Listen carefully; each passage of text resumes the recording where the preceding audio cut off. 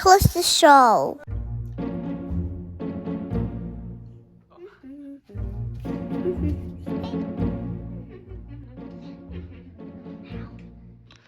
Lucas, can you read me this dinosaur book? Yeah, for sure.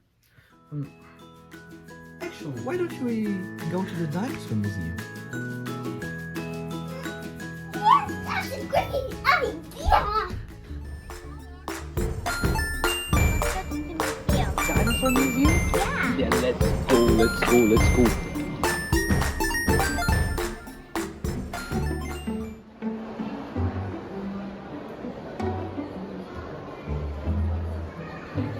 Wow, look at this dinosaur stuck in a rock.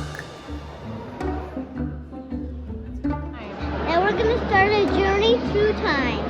We're going billions of years back to learn about the Earth.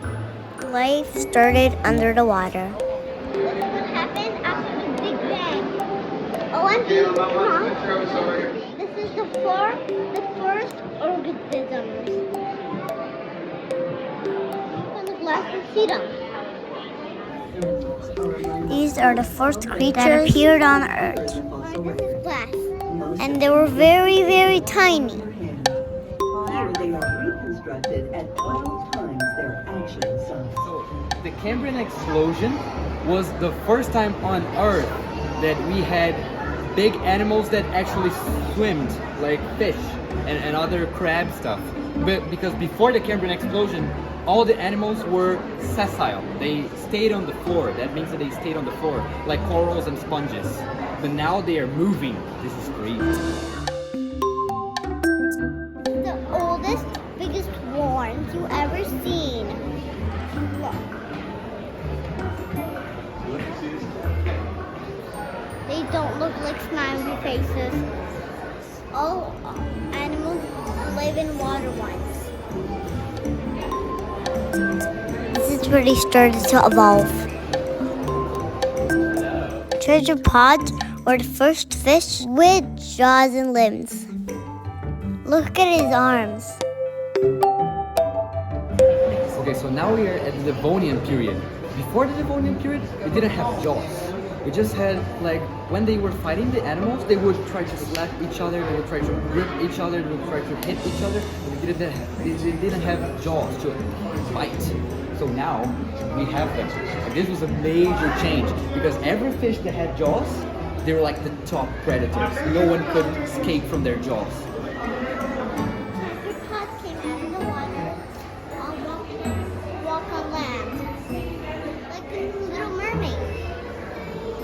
The first plants that were on land were like this, really small, grass-like plants, really small, and then they developed and they kept growing bigger and bigger and bigger to the first forest. This is the first amphibians walking on Earth.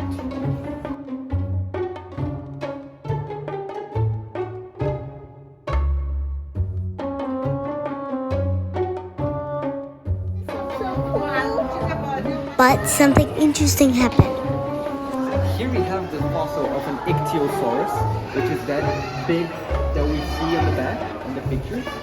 And this is an example of convergent evolution, when an animal has a body that you have already seen before. Like this is actually a really big lizard, but it looks like a fish. It's shaped like a fish because the body of a fish is really good for swimming. So reptiles went back in the water and they became fish again. And the dinosaurs next. Oh yeah, we're going to see the dinosaurs now.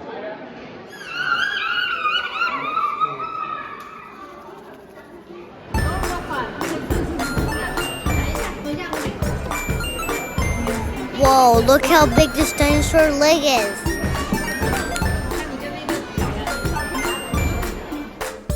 They found all of these dinosaur bones under the ground. These dinosaurs are millions years old. Baby dinosaurs. These are not baby. Like mammals, we have whales that are big, enormous, and we have rats that are really tiny. Dinosaurs were the same thing. We had the enormous ones, big, gigantic, and we have the small ones as well. These really small dinosaurs like that one, they are the ones that gave rise to birds. See how they look like a chicken, kind of? Chickens.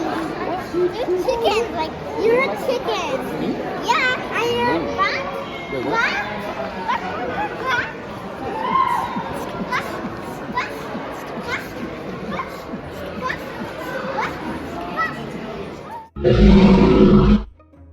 A dolly T-Rex and a scary T-Rex. My name is Doolittle. And look, he's a baby. This is a dinosaur skull head.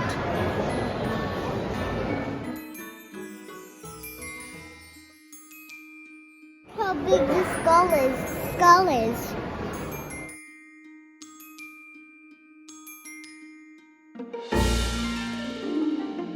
There are so many different dinosaur bones. It's because they don't exist anymore. Now we have dinosaurs in cartoons and museums.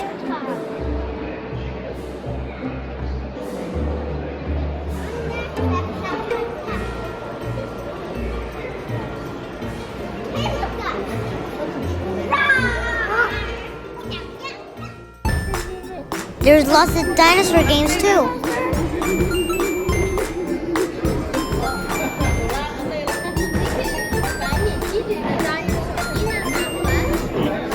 I'm in the dinosaur race and I'm trying to race.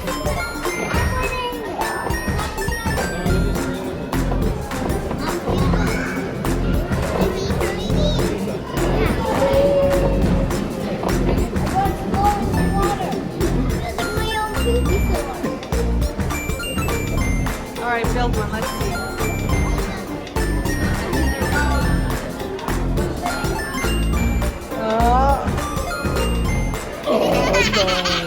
At the end of the dinosaur empire, a really large meteor, which is a giant rock, hit our planet, and then all the dinosaurs went extinct. Well, most of them.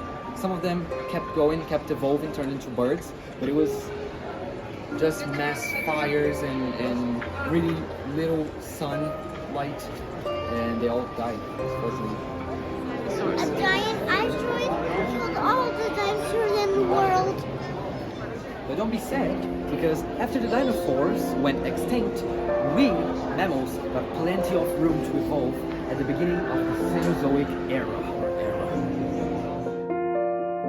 Are we mammals? We're mammals, just here. The mammals, they have warm blood, they have mammary glands, so they make milk to feed their young, and they have hair, just like us. You can see that at first, horses lived in really big forests with not much place to go or to run, so they needed to be really small, so they could fit in the small places, the small holes in the ground to hide from predators.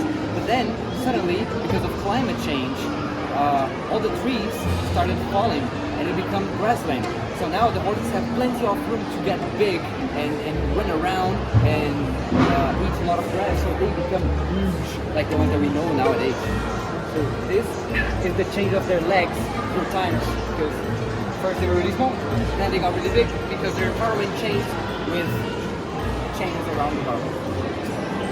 Lucas, thank you for showing me this. No, I'm really glad you like it.